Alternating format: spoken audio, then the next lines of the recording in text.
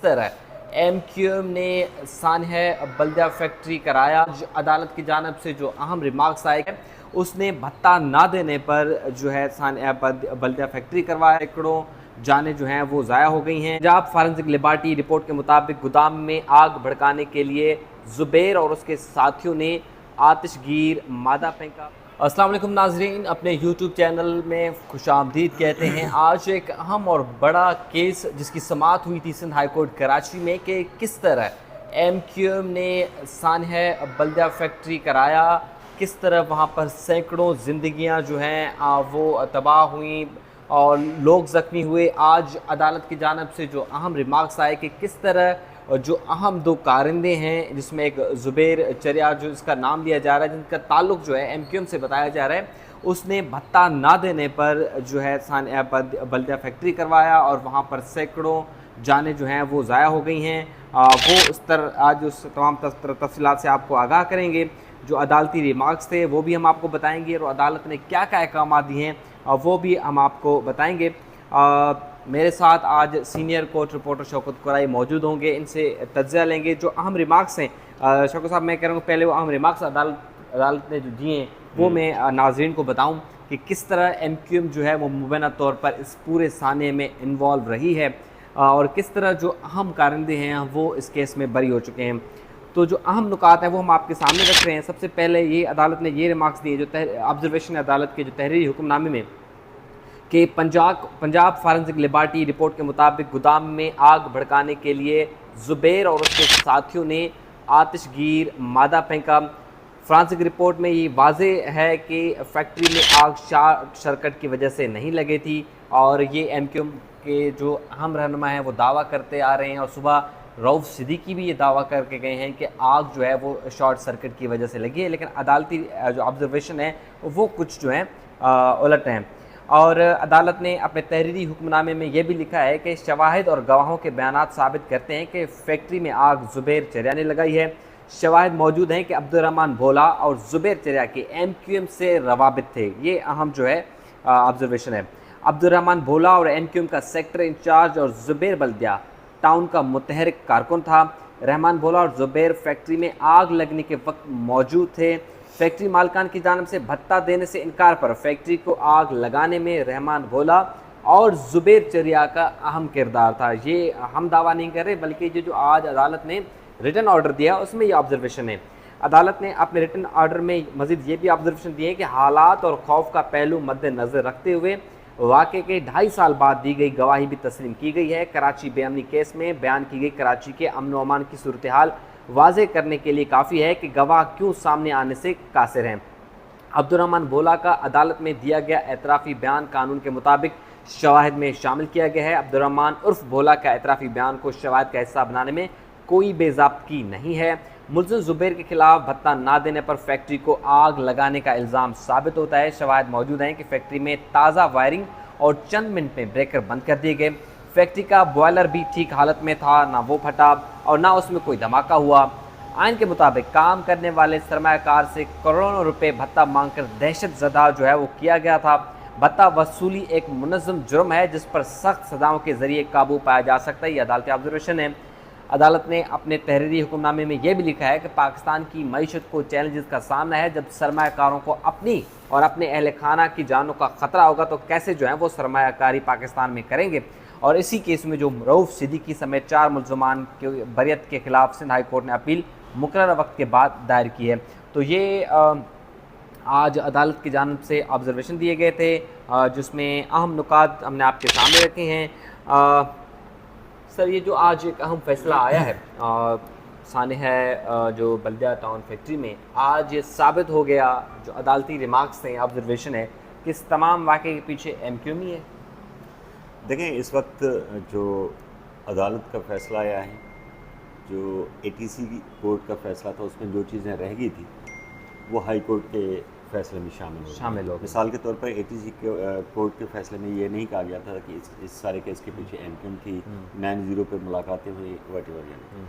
इसमें 3 बड़ी जो डेवलपमेंट हुई है ना हाई कोर्ट के, उसमें एक तो एमक्यूएम का नाम लिया गया है कि कराची कमेटी, तंजीमी कमेटी जो थी जिसके सरबराह थे हमाद सिद्दीकी, वो जब 9-0 जाते थे तो बहुत आला जो क़यादत के रुकन थे उनके साथ उनकी मुलाकातें होती थी। अदालत ने कहा है कि जब ये सारा नेटवर्क जो आपस में बना हुआ था, जब मुलाकातें होती थी, यकीनन ये इतना बड़ा वाक़या जो है डिस्कस हुआ होगा। जब डिस्कस हुआ होगा तो फिर इन लोगों को आप कैसे जो है बरी कर रहे हैं, इन लोगों के नाम क्यों नहीं है? जब ये अपीलें फ़ाइल हुई थी तो उस वक्त भी यही था। उस वक्त ये जो रऊफ़ सिद्दीकी वाले थे, इनके नाम नहीं थे, इनके ख़िलाफ़ सरकार की अपीलें नहीं थी। बाद में कोर्ट ने जब तंबीह की कि भाई जो लोग बरी हुए हैं उनके ख़िलाफ़ आप क्यों नहीं आए, तो इसका मतलब ये है कि छोटे लोग जो हैं वो फंस जाएँ, उनको फांसी चढ़ा दें, जो बड़े लोग हैं वो बच जाएँ। जो पाकिस्तान में अक्सर होता है, ऐसे ही होता है कि जब इस तरह के बड़े वाक़यात होते हैं तो उसमें छोटे लोगों को फंसा के बड़े लोगों को बचाया जाता है। जो कुर्बानी का बकरा बनते हैं वो छोटे लोग ही बनते हैं। तो वो अदालत के कहने पर हुआ था।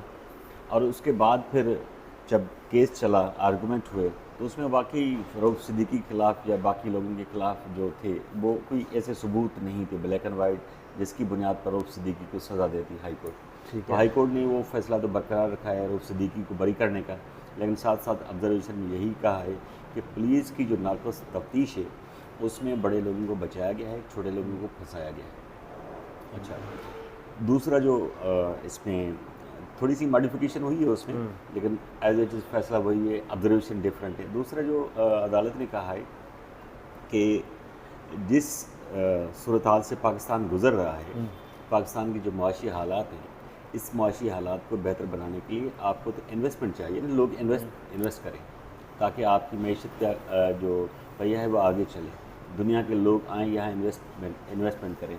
हालत ये है कि आपके मुल्क के लोग भी इन्वेस्टमेंट करने के लिए तैयार नहीं है ना। जो भायला थे, इस फैक्ट्री के जो मालकान थे, वो इस वाक़े के बाद पैसे लेके बाहर चले गए, वहाँ जाकर दुबई वगैरह में उन्होंने कारोबार किया। इस तरह जो मेमन बरादरी थी उसके बहुत सारे लोग यहाँ से चले गए, कोई बंगाल चला गया, कोई दुबई चला गया, कोई कनाडा चला गया, कोई दूसरी जगह पे चला गया। एक बहुत बड़ा जो सेगमेंट है हमारी सोसाइटी का बिज़नेस कम्युनिटी का, वो है पारसी। इस शहर को बनाने वाले थे वो पारसी, इस शहर को साफ़ सुथरा रखने वाले पारसी थे, इस शहर के अंदर इन्वेस्टमेंट करने वाले पारसी थे। बड़ी बड़ी जो इमारतें आपको नज़र आती हैं, इवन जिस प्रेस क्लब के अंदर हम बैठे हुए हैं, ये भी एक पारसी इसका मालिक था जिसने ये बिल्डिंग बनाई थी। इतनी शानदार शहर को बनाया हुआ था। उस पारसी कम्युनिटी के आज लोग जो है ना आटे में कि नमक बराबर जैसे हैं, बाकी सारे चले गए हैं बाहर। कि आपकी ज़िंदगी महफूज नहीं है तो पैसा बनाकर आप क्या करेंगे? बिल्कुल ऐसे ही है। तो ये अदालत ने कहा है कि जी आपके मुल्क की मैशत डूबी हुई है, डूब रही है, आप इन लोगों के ख़िलाफ़ कुछ करते नहीं हैं, जो लोग सरमायाकारों से भत्ता लेते हैं, जो सरमायाकारों से पैसे लेते हैं, उनके अहल खाना को धमकाते हैं, मार देते हैं। ऐसी कंडीशन में कैसे आपका मुल्क चल सकेगा? ये बहुत बड़ी ऑब्जर्वेशन थी इसकी कोर्ट की। दूसरा, जैसे आपने कहा कि जो फॉरेंसिक रिपोर्ट आई है, तो फॉरेंसिक रिपोर्ट जो है या तो उसको चैलेंज कर देते हैं ना, अगर वो सही नहीं है तो उसको चैलेंज करते हैं। रऊफ़ सिद्दीकी जाकर चैलेंज करते हैं, ये तो इल्ज़ाम लगा रहे हैं। रऊफ़ सिद्दीकी को कौन पूछता है? वो तो मिनिस्टर थे ना। या फ़र्ज़ करो कोई भी ऐसा बंदा होता है जो जुर्म करता है, तो वो तो कभी नहीं मानता कि जी मैंने जुर्म किया है कोई, हाँ, जब तक साबित ना हो जाए। ये पुलिस का फर्स्ट एजेंसी जो होती है पुलिस होती है, उसका काम होता है। लेकिन यहाँ सब कोई जो है ना पोलिटिसाइज़ है। अब मिसाल के तौर पर कराची के अंदर 2008 से लेकर 2013 तक जो है 10,000 लोग मारे गए। ये हमारे इदारों के नाक के नीचे सारा कुछ होता रहा, किसी ने आज किसी को नहीं पकड़ा। कराची बेअमनी केस का हवाला देते हैं ना, कराची बेअमनी केस में जो आके एजेंट्स ने बताई, रिपोर्ट दी, चीफ जस्टिस उस वक्त थे इफ्तिखार मोहम्मद चौधरी, वो क्यों नहीं पब्लिक करते? बताएं ना कि कौन कौन इसमें इन्वॉल्व है, लेकिन नहीं बताएंगे। पाकिस्तान में हमेशा ही छुपाने के लिए इस तरह की बड़के मारी जाती हैं ना। उस वक्त चीफ जस्टिस जो थे इफ्तिखार मोहम्मद चौधरी, वो भी बड़ी बड़ी बड़के मारते थे, कराची में ये हो गया, कराची में वो हो गया। लेकिन कराची के जो ज़िम्मेदार थे, भाई चलें ठीक है, सियासी लोग बुरे हैं ना, वो आपके लिए सही नहीं है। चलें पुलिस का DIG बुरा है, वो आपके लिए सही नहीं है। लेकिन आपकी दुनिया की नंबर 1 स्पाई एजेंसी जिसका आप दावा करते हैं, वो कहाँ है? वो रिपोर्ट क्यों नहीं पब्लिक करती? देखिए फलां लोग इसमें इन्वॉल्व हैं। ये तो एक और चीज़ जो है ना आज के स्टेटमेंट में, एक रिजवान कुरैशी की JIT रिपोर्ट आई थी जिसमें उन्होंने बाकी लोगों के नाम लिए थे, जिसमें ज़ुबैर चरिया और रहमान भोला फंसा था। कोर्ट ने कहा कि वो तो इत्तफाक़ी हमारे पास रिपोर्ट आ गई जिस पे हमने नोटिस लिया कि जी इस केस को खोलें है क्या, लेकिन पुलिस तो सारा काम कर चुकी थी। तो एक तो ये आज है, दूसरा उसमें ये भी बताया गया है, रऊफ़ सिद्दीकी वालों का जो दावा था वो उसको अदालत ने रद्द कर दिया है कि जी ये जो शॉर्ट सर्किट है उससे नहीं हुई थी। मालकान खुद कह रहे हैं कि जी शॉर्ट सर्किट से नहीं हुई। मालकान खुद कह रहे हैं कि हमें भत्ता मांगा गया था हम लोगों से।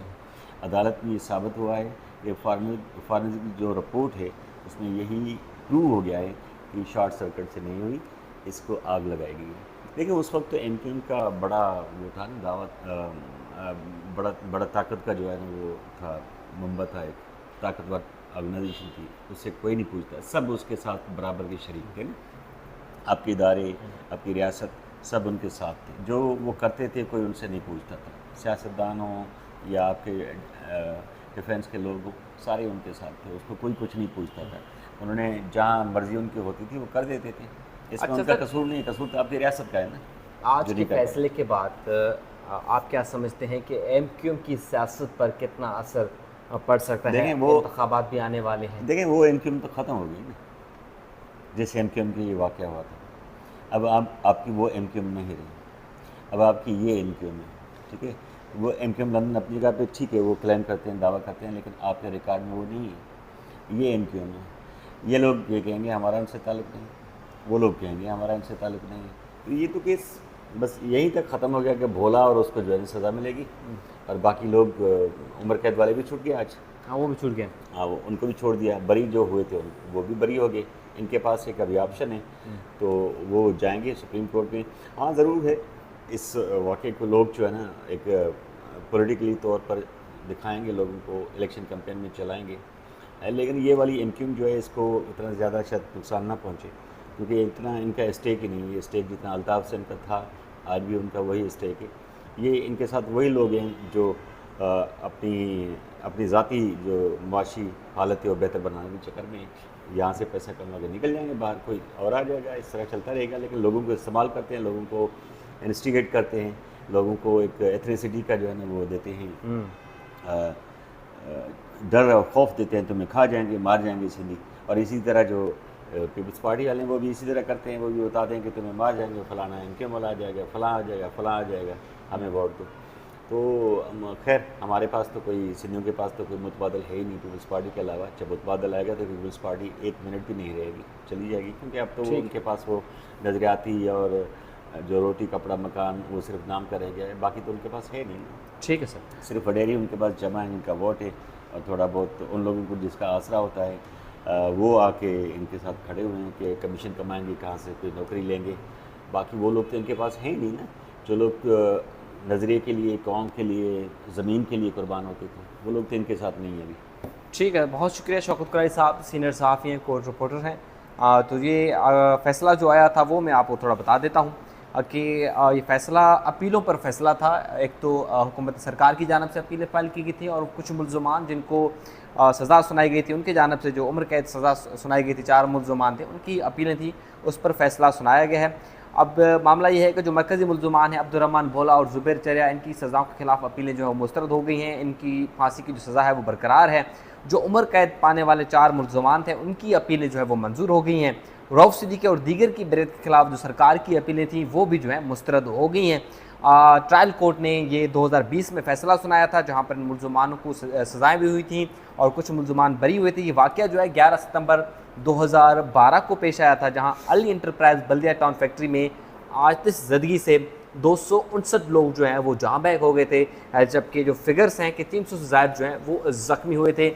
सो ये एक हौलनाक वाक़या है कराची की तारीख़ का, जिसमें इतने लोग बेवक्त जो हैं वो जहाँ बैक हो गए हैं। इसमें 2 चीज़ें और हैं ना, कि अदालत ने ये भी कहा है कि कराची के अंदर जितनी भी फैक्ट्रीज़ हैं उसके अंदर हिफाजती इंतजाम क्या हैं। बिल्कुल, हंगामी सूरत हाल में आप क्या कर सकते हैं, कोई एग्जैक्ट नहीं होता, कोई आपके पास सायरन नहीं होता कि लोगों को वो जो तो सर सायरन बजा मेहरान टाउन में जब हालिया फैक्ट्री में आग लगी थी वहाँ पर भी 9-10 लोग मर गए थे बेचारे, कुछ भी तो अब नहीं। ये रिपोर्ट मांगी है अदालत ने, देखें क्या उसमें भी आखिर क्या बताते पेशरफ्त हैं। और होती है। एक और वो है हमाद सिद्दीकी जो गिरफ्तार नहीं हुआ, उसके लिए बताया जाता है कि वो बाहर है, कभी कहते हैं गिरफ्तार कर लिया है, कभी कहते हैं पाकिस्तान में है। उस मुतल्लिक़ उसके लिए भी अदालत ने एक रिपोर्ट तलब किया है। रिपोर्ट भी तलब की है, IG सिंध को भी तलब किया है, और साथ साथ जो है इसको जो सेक्रेटरी दाखिला है वो भी उन्हें भी तलब किया है कि आकर आप बताएं कि इनको गिरफ्तार क्यों नहीं किया।